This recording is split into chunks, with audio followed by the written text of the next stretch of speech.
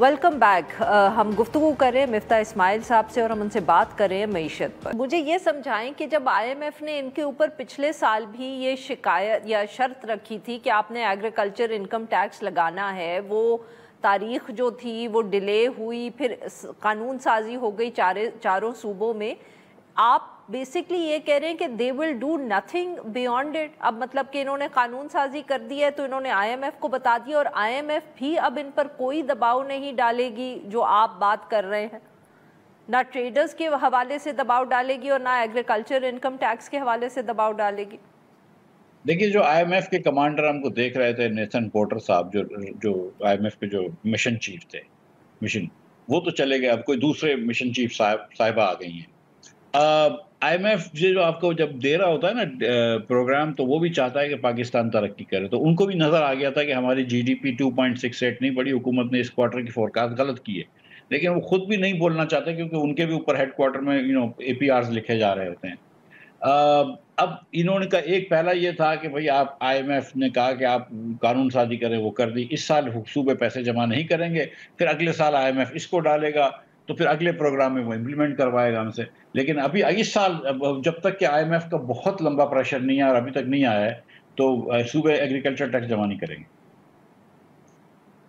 अच्छा सर, अब now to come to the expenses side. Sir, आज जो एक डॉन में स्टोरी थी उसमें तो ये भी लिखा गया है कि सूबों ने ये भी वाजे कर दिया है कि वो जो कैश सरप्लस वो IMF की वजह से हर दफ़े कमिट करते थे पिछले चंद सालों से, अब वो ये भी नहीं करेंगे।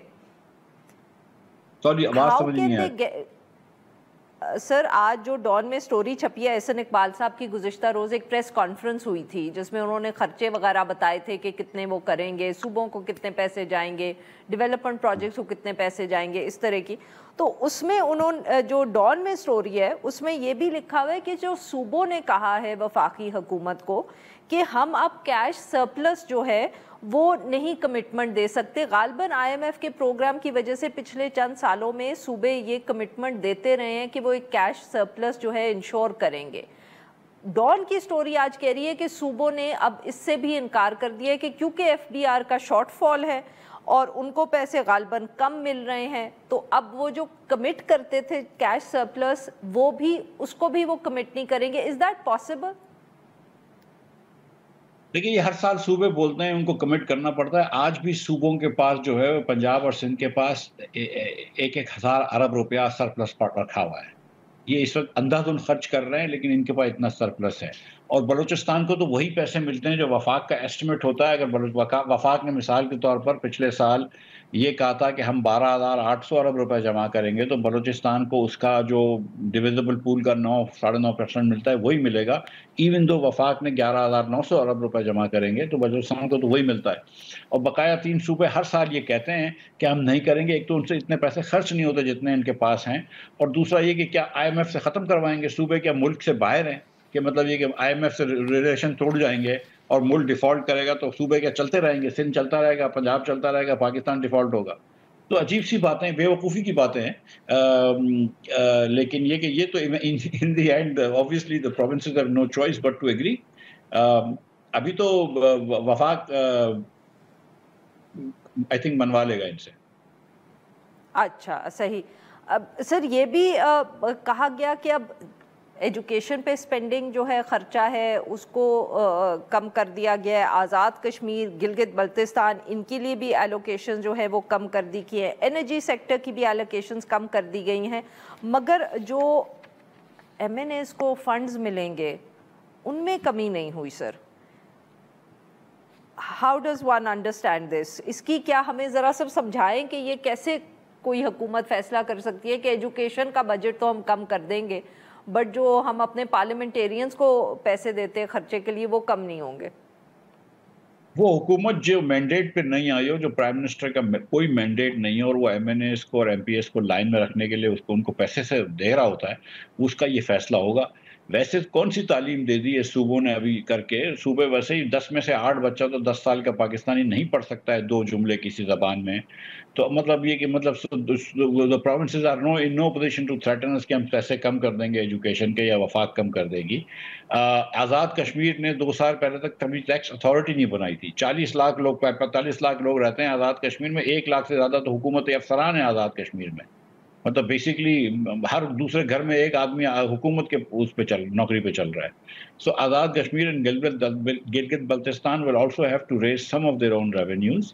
आज भी हम गिलगित बल्तिस्तान को मेरे ख्याल से सब्सिडाइज आटा देते हैं, आज़ाद कश्मीर को सब्सिडाइज बिजली देते हैं, और इसी पे सब्सिडाइज बिजली को प्रॉफिट से बेच के आज़ाद कश्मीर की हुकूमत प्रॉफिट करती है। सो आई थिंक कि ये हुकूमत की प्रायोरिटीज़ हैं। बिल्कुल तालीम पे खर्च करना चाहिए, बिल्कुल सेहत पे खर्च करना चाहिए, और एमएनएज़ और एमपीएस के प्रोजेक्ट्स 2-3 साल तक नहीं करने चाहिए। हम जैसे कुछ लोग ये बात कर रहे हैं कि अब आपको जब इतनी हिंदुस्तान से जंग हुई है और अब आपको अंदाज़ा हो गया है कि मोदी साहब अपनी सियासी बका के लिए बार-बार आपसे लड़ाई करते रहेंगे और आपके लिए महँगा कर देंगे, तो आपको कुछ ना कुछ सैक्रिफाइस करके अपने पास डिफेंसिव वेपन्स भी होने चाहिए ताकि आप कन्वेंशनल एक थ्रेशोल्ड हो। अब वो डिफेंसिव वेपन्स जो हैं वो बड़े महँगे होते हैं और वो लेने के लिए आपको पैसे चाहिए। ये पैसे जो है ये आप पीएसडीपी से दे सकती हैं, या ये पैसे आप नौकरी पेशा लोगों पे बोझ डाल के दे सकती हैं, तो पीएसडीपी से देना चाहिए। ये पैसे सर आप बोरो भी एमएनएज़ और तो कर सकते हैं, सर बोरो भी तो मैडम हुकूमत कर सकती है। हम जितना बोरो कर सकते हैं उतना बोरो करते हैं। इसमें कोई डाउट नहीं है। देखें, हमारी जो आईएमएफ से एक हमारी लिमिट होती है कि हमारा प्राइमरी सरप्लस कितना होगा। वो बेसिकली है कि बजट तो बहुत ज़्यादा डेफ़िसिट में खसारे में चल रहा होता है, लेकिन कम से कम बगैर सूद के जो है ना वो तो बाकी खर्चा हम पूरा कर लें। तो वो आईएमएफ आपको इंसिस्ट करती है कि ये आपको इतना, इससे ज़्यादा बोरो नहीं कर सकते, तो आपको फिर कम से कम कोई ना कोई के ऊपर बोझ डालना पड़ता है। यही मसला है ना कि हम एक तरफ से अशराफिया से जकड़े हुए जिसको पैसे चाहिए, एक तरफ से हुकूमत बोरो करने की लिमिट आईएमएफ ने रख दी है, तो हुकूमत अब जो है वो गरीब लोगों से, मिडिल क्लास से पैसे लेती है। अगर वो अपने कुछ अखराजात कम कर दे तो आराम से देखें ना, इस साल आप 2500 अरब रुपया खर्च करेंगी एडीपी और पीएसडीपी के अंदर। उस 2500 अरब में से अगर आप 1200-1300 अरब रुपया बचा लें तो आप 500-600 अरब रुपया डिफेंस को दे सकती हैं, 200 अरब रुपए की ब्रेक आप नौकरी पेशा लोगों को दे सकती हैं, 300-400 अरब रुपया आप जो है वो बिस्क में बढ़ा सकती है ताकि गरीब तरीन पाकिस्तानियों की बेहतर कफालत हो। पैसे बहुत हैं हमारे पास, सिर्फ प्रायोरिटीज सही सही। होनी चाहिए, सोच सही होनी चाहिए। बहुत बहुत शुक्रिया सर, आपने हमारे लिए वक्त निकाला। नाज़रीन, यहाँ पे लेंगे हम एक छोटी सी ब्रेक, और जब हम ब्रेक से वापस आएंगे तो हम बात करेंगे जो मलीर जेल में ज़ल्ज़ले की वजह से जो कैदी थे वो दौड़ गए।